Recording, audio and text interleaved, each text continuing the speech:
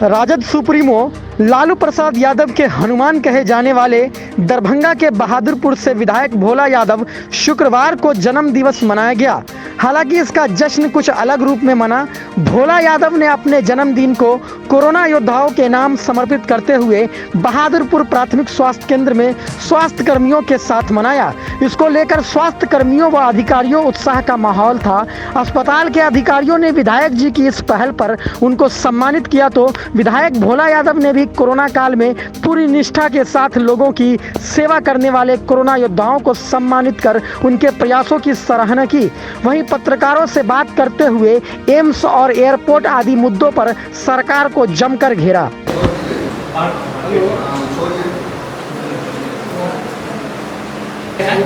और हम अपने अस्पताल की ओर से हमारे प्रभारी चिकित्सा पदाधिकारी को आमंत्रित करते हैं कि सर को सम्मानित किया जाए।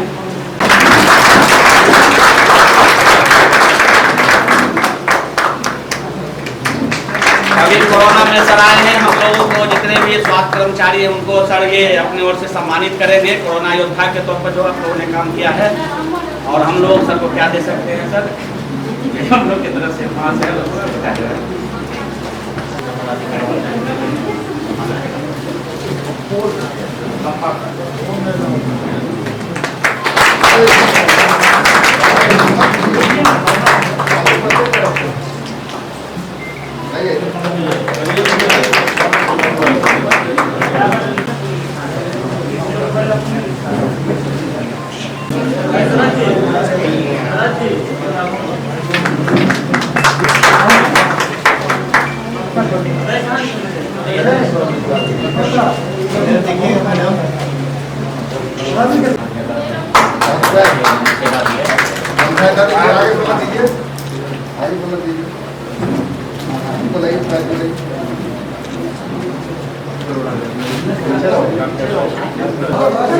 जी विधायक जी, आज आपका बर्थडे था। उस अवसर पर आपने यहाँ के जो स्वास्थ्य कर्मचारी है उन लोगों को सम्मानित किया है, क्या कहेंगे? आज मेरा जन्मदिन है और जन्मदिन की शुभकामना मुझे लगा जो इस कोरोना जैसे महामारी में जिन योद्धाओं ने राज्य के देश की सेवा की है और जनमानस की सेवा की है, वैसे पीड़ित आत्मा की सेवा की है जिनको कोई छूना भी पसंद नहीं करते थे, वैसे योद्धाओं को सम्मानित करने के लिए हमने अपना जन्मदिन का जो शुभकामना है उन्हें समर्पित करना चाहता था।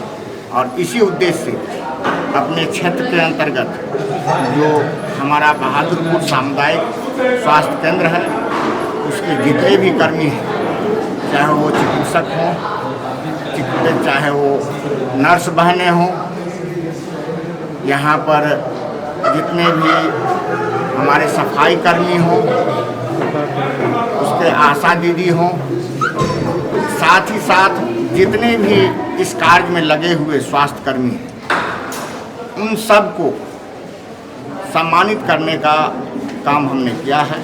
और हमें लगा कि ये जो सम्मान है उनको उनके मन के अंदर जो हीन भावना ग्रसित हो गया है, जो हम कोरोना जैसे महामारी में परेशान होकर काम कर रहे हैं, उनको प्रोत्साहित करने का काम करेगा। और इस उद्देश्य से उन सारे लोगों को हम यहाँ सम्मानित करने का काम किए हैं और उनको उत्साहवर्धन करने का काम किए हैं, जो आने वाले समय में इस महामारी का जो विकराल रूप हो रहा है उससे लड़ने में उनकी इच्छा शक्ति और बढ़े और वो प्रोत्साहित होकर के सभी जनमानस का सेवा में तत्पर है। विधायक जी, विधानसभा चुनाव से पूर्व एनडीए सरकार के द्वारा 2 बड़ी उपलब्धि दरभंगा को गिनाया जा रहा है, क्या कहेंगे? हवाई जहाज सेवा और एम्स। देखिए, 2 बड़ी उपलब्धि जो गिना रहे हैं ये कागज़ के सिवा ज़मीन पर कहीं दिखाई नहीं दे रहा है। एम्स की बात लोकसभा का चुनाव हो रहा था उस समय में भी उठाए थे, और अब विधानसभा का चुनाव जब सामने है तब यहाँ के स्थानीय एनडीए के नेता और स्थानीय सांसद, स्थानीय मंत्री लोग जो हैं इस बात को बहुत ही मुस्तैदी के साथ उठा रहे हैं। मैं उनसे एक ही बात जानना चाहता हूँ, जो पूरे देश के अंदर एम्स का जो निर्माण होता है किसी अस्पताल को अपग्रेड करके नहीं होता है। यहाँ ये कह रहे हैं कि डीएमसीएच को अपग्रेड करके एम्स बनाया जाएगा। तो आखिर ये बतावें तो जो डीएमसीएच का अस्तित्व क्या होगा, और यदि एम्स बनेगा तो उसके लिए अलग से ज़मीन क्यों नहीं अधिग्रहित हुआ? क्योंकि जहाँ भी एम्स बना है, हम लोग के टाइम में जब हम लोग की सरकार थी, उस समय एम्स पटना में आया था, तो उसके लिए 200 एकड़ ज़मीन का अधिग्रहण का प्रस्ताव आया था। जो 200 एकड़ ज़मीन अधिग्रहण राज्य सरकार करके थे, 200 के बदला में 300 एकड़ ज़मीन अधिग्रहित करके राज्य सरकार ने दिया था, और तब जाकर के पटना में एम्स बना। तो अभी तक जितनी बातें ये लोग बोल रहे हैं, सब थोथी दलील दे रहे हैं, जनता को गुमराह करने का काम कर रहे हैं, जनता को ठगने का काम कर रहे हैं। कहीं एम्स का कुछ नहीं है, बल्कि सिवाय इनके बयानबाजी। यदि एम्स बनेगा तो उसके लिए पहले ज़मीन का अधिग्रहण होना चाहिए, और वो लोकेशन मार्क होना चाहिए किस जगह पर बनेगा। डीएमसीएच के पास में इतना इंफ्रास्ट्रक्चर नहीं है जो अपने अस्पताल के अलावा एम्स को दे सके। ये कहीं ना कहीं ठगने का काम कर रहे हैं। रही बात एयरपोर्ट का, तो वायुसेना के टर्मिनल को फोटो खिंचवा करके दिखा करके जो अब चालू हो रहा है, पिछले 2 साल से सुनते सुनते दरभंगा की जनता का कान पक गया है, जो अब चालू हो रहा है। लेकिन टर्मिनल जो इसका बनना है, हमें लगता है बनने में कम से कम, यदि जल्दी होगा तो 6 महीना में बनेगा। और उस स्थिति में ये लोग जो बोल रहे हैं, इसमें हमें सच्चाई कुछ भी नहीं दिखाई देता है, सिवाय कि जो विधानसभा चुनाव में लोगों को लोक लुभावना बात बोल करके वोट ठगने का काम करें। इसके अलावा कुछ नहीं है, सरासर ये झूठ है। धन्यवाद सर।